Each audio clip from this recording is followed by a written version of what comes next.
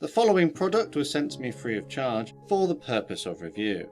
However, all opinions remain my own as I've not been paid to say anything.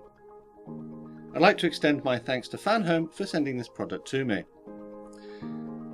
Hey guys, Matt from Model Minutes here and welcome back to the workbench. Today I'm taking a look at something a little bit special. This is a 1:8 scale Dodge Charger RT as featured in the Fast and Furious films. It's from a company called Fanhome, who are working by the looks of it with D'Agostini, as I can see on the package down there. So let's take a closer look at what we've got here and see what this is going to be like. So the first thing I want to say is that this is going to be a subscription build. So every month you get a nice glossy magazine and various parts for your model. So this is going to take about 2 years to build up, and it will be a long burn project for me, which will be very exciting. So Fanhome is the company that are currently selling this, and in the future they're going to have other things such as Marvel or Star Wars products as well to take a look at. So that'll be interesting when they come out. So what I've got here are the first 2 issues of the magazine. Along with all the plastic parts for building up the Dodge Charger. So let's take a quick look at the paperwork to see what we've got included. And there we are. There is the Dodge Charger RT in 1:8 scale. A little bit of information there from Fanhome welcoming us to the subscription. We've got another little leaflet here which says that we can also get a display case. And now we're on to the actual magazines included in the first and second issues. So we'll take a look at this one first. So this is a sort of introductory magazine. And it's going in here just giving you an overview of what you can expect to get from your model. And there it is. So 1:8 scale. And I hadn't actually realised how big 1:8 scale was going to be when I was told about this model. And when I actually get the parts out in a minute, you'll see what I mean. But it's going to be a big kit. Alright, what we're going to expect when we finish the model is metal bodywork, which is pretty cool. I don't think I've really worked with any metal kits before. We should have lots of realistic details. If we open this up now, we're going to get what appears to be a full-scale picture, which, you know, is massive. It's going to weigh over 8 kilos, I'm told. So it's going to be a big kit. So let's take a look at issue 1. So issue 1 comes in this nice little magazine, and there is a lot of information, and I'm going to put my hands up here and I'm going to say that I've never really paid much attention to the Fast and Furious films. Yes, I have seen them. I've seen a couple of them. I haven't seen all of them because there's like, 20 of them at the moment. But this magazine, if you're not a fan of the film, will give you lots of information on the films and the particular vehicle itself. As you progress through the magazine, in every magazine you're going to get to your step-by-step instructions, okay? So the first magazine issue is for the bonnet, or the hood as they call it in America, and for elements of this, which I think is the supercharger. Yes, it is the supercharger, it says it on there. So these are all the parts that should be included in issue 1. And as you can see, the step-by-step instructions are really well done. They look like computer designed images or CAD images, which are very clear to follow, and the instructions seem to be really easy to read. So I shouldn't imagine having any problems with building this first issue. And then when you get to the end here, so you add in the various components and you get to the end here, and that's this stage finished. And then you have to wait for the next issue of your subscription to come out to you, and you build the next one. So it's like a slow burn kit. So progress through, got some more information about real world cars. So that's that. So let's take a quick look at the parts of part 1. And there they are. So that's a lot of parts, isn't it? So part 1 comes with all of these, and this is the bonnet here. That's big, isn't it? That's like bigger than my hand almost. So it's going to be a big model by the time we get around to finishing it. The detail looks to be really well done. We've got some sort of chrome plated parts over here. We've got tools. We've got a screwdriver. So they've made it easier for you to assemble. And we've got all of the little screws and bits and pieces as well down here. So we'll get onto the build of this in a minute. We'll just have a quick look at issue 2. So again, issue 2 comes with a magazine. Open it up and we're going into some more information about the vehicle and the film by the looks of it, and then we get onto our step-by-step instructions. So here we are assembling the steering wheel and the front left wheel. So you're going to get different bits and pieces during your subscription. I imagine in another issue I'll get another wheel, so on and so forth, so it's spread out over time. But you're going to have lots of things to keep you occupied. Again, really nice images on how to assemble this. Pretty easy to follow, nice and clear. And then when you finish that, you've got lots more to read. So without any further ado, let's open up the packaging and see what these parts are really like close up. So one thing I want to mention here is that these parts are really well packaged. It's going to take you a little while to get into this. There we go. But the benefit of this is that your parts shouldn't be damaged when they arrive at your home. There we go. So we've got the outer tray off and we've now onto the inner tray, and we can see all these nice little bits and pieces. So let's take a look at some of them. So we've got the bonnet here, or the hood, and like I said, it's quite a big bit, made from metal, and it's actually quite heavy. You can see it's got a really nice gloss finish on there. I've put a few fingerprints on it now, so when I come to finish the model, I'll have to give it a good polish to make sure it looks absolutely fantastic. We've got the sort of backplate, or the frame that goes inside the engine here, and this is made out of plastic, okay? So it's quite a rigid plastic, it's quite high quality. It's got a little bit of flex in it, but there doesn't seem to be like any flash or burr marks that I can see. It's really well done. We've got lots of little holes here already pre-molded so that we can put our screws and things in. Handy little screwdriver. That will help when we put all of our parts together. Now this is an element of one of the chrome parts, and it's plastic, but the chrome looks to be really well done. I'm led to believe that you shouldn't have to do any painting during the construction of this kit, but I imagine that if you wanted to do some, or you know, to add some weathering or to jazz it up a little bit, then that's absolutely fine. And the little plastic components here, they don't come on a sprue or anything. They pretty much come loose in their little trays, but these are really well molded as well. A tiny little mold seam down the back there, which you could remove if you really wanted to, but I don't think it's going to detract from the overall build. So what I think the best thing to do now is to start building the model. The first thing I want to do is pop the hood or bonnet down and then add this plate onto the top. Make sure we get it the right way round. So that bit, if I rotate it so it's the same way as the instructions, that one goes that way like that. So now I need my screwdriver and all those little screws. It's worth noting here that the screw bags are actually labelled so that you identify the correct screws, which is really handy. It does say on the instructions to keep the finish on the glossy metal part nice and pristine. You can do this on a like a cloth or a nice soft surface so that you don't run the risk of damaging it. The screws are a little bit stiff going into their metal parts there, so just be aware of that. So there are 9 screws that have to go into this bit. I'm nearly there. I can feel that the screwdriver is starting to wear out a little bit on the ends, so I'm probably going to have to get a new one in time at some point. And the next step is to grab these BP screws. So I need this bit here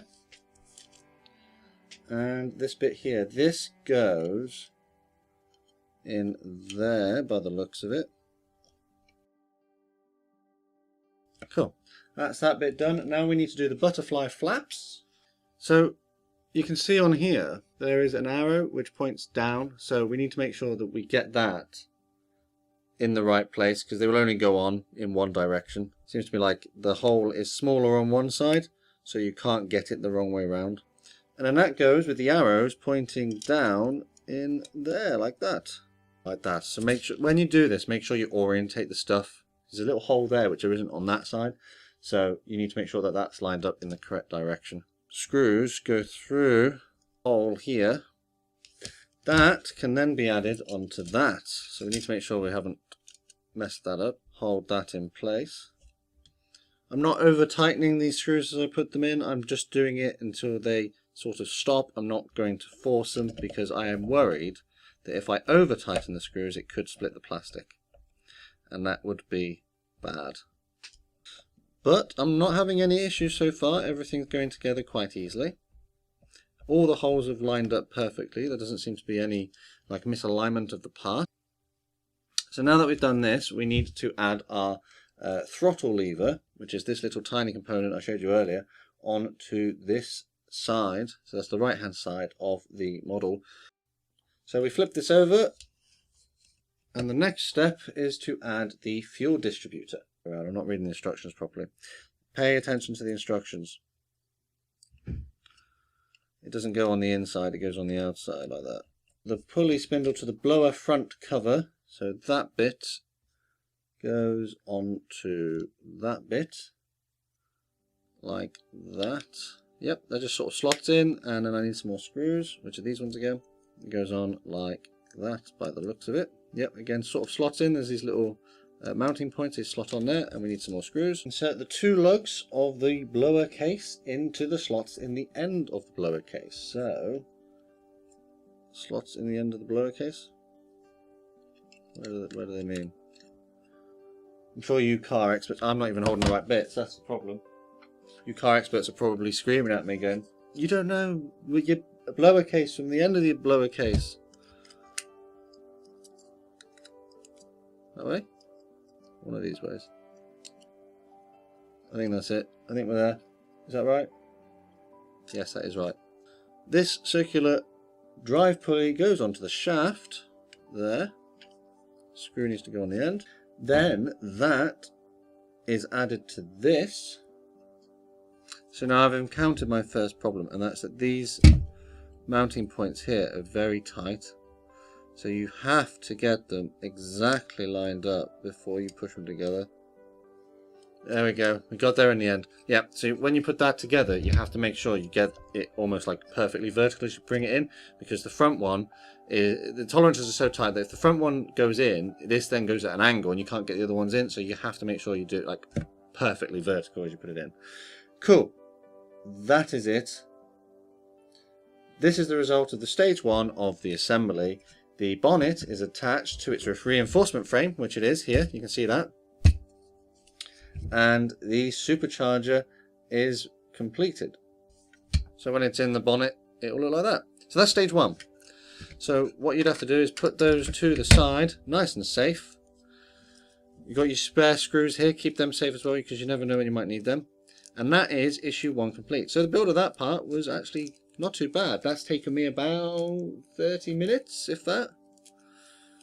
But, as previously mentioned, I do have issue 2 as well. So let's quickly build issue 2 and then see what we've got at the end. Here are the parts for issue 2. You can see that we've got a few less than the previous issue, but they are to the same standard and they look to be really well molded. This wheel, the tyre, it appears to be of a hard, it's quite dense plastic, but the details on that are really nice. Chrome plated alloys, some smaller components there. So yeah, let's just crack on with this build as well. So we've got the steering wheel spokes here, and this is a metal component. It's quite heavy, got a bit of weight to it. And that is going to go onto this bit, which again, that's a metal component. Position that on a flat surface, pop that on, and then screws go on. And you know, the great thing is that these all come sort of pre-painted or pre-coloured, so you don't really have to put too much work into that if you're not a particularly good painter or not really interested in painting, because you don't have to build models and paint them as well. It's completely up to you how you build your models. The next part is the steering column. Again, another metal component, which is nice to see. I'm not going to lie, this bit is quite fiddly. I really feel like I need an extra set of hands. That'll have to do. Steering wheel hub cover. This comes with a nice print of the word Grant on it. Tyre. The rim, that's a metal component again. Nice. And so is this bit here. Look at the front left tyre. On one side you'll see the word inside written, and that one says outside, so that must be the outside. Insert the tyre valve, 2G, which is a tiny little bit here. This bit valve goes in the outside rim 2F, which is this bit here. So that's on, so we can see it there sticking out. Insert the rim 2H, goes onto the other side, and that lines up with some little lugs. This is the one thing that's striking me. Don't get me wrong, It's a lovely build so far, but it's fiddly. It's a fiddly build. This is where most of your time is going to be consumed during the construction, is with these fiddly parts, these fiddly steps. But you know, that's not a bad thing. It's just that if you like to get your money's worth, this is definitely good. It's just that for a quick build, this is not one of them. Especially seeing as I'm effectively only building a couple of parts of the car. Yeah, we got it. We're good. Ow, just stabbed myself. Now, I've discovered something. Because we put this in earlier, I've got this the wrong way around. There's a little gap for the valve. There is a little gap, and you need to make sure you line it up properly, because if you don't, then it's not going to fit. So I need to rotate this one, or one of them, so that the gap lines up, because otherwise it's not going to work. Brilliant. Yes, that's it. So put your spares away. Put them somewhere safe, because you might want to use them at some point. Oh no, I'm not there. I'm not there. There's one more part in the box, which I totally forgot to do, and it's this. Alright, that's your hubcap there. Fine, now we're done. So, issues 1 and 2, you get some nice magazines with step-by-step instructions, and some very nice plastic and metal components, along with screws and a screwdriver, to build. In the first one, your bonnet, which is quite large, so it gives you an indication of how large the actual car is going to be, and the turbocharger with the operating vent there. And it looks brilliant, if I'm brutally honest. I mean, I've sort of put my fingerprints all over it so far, which has not helped, but generally the build has been alright. This has taken me build-wise, because obviously I've edited it, about 50 minutes to get these components done. So as you progress through, it's going to be quite a few hours of work to get the finished model, which, you know, is good value for money in my opinion.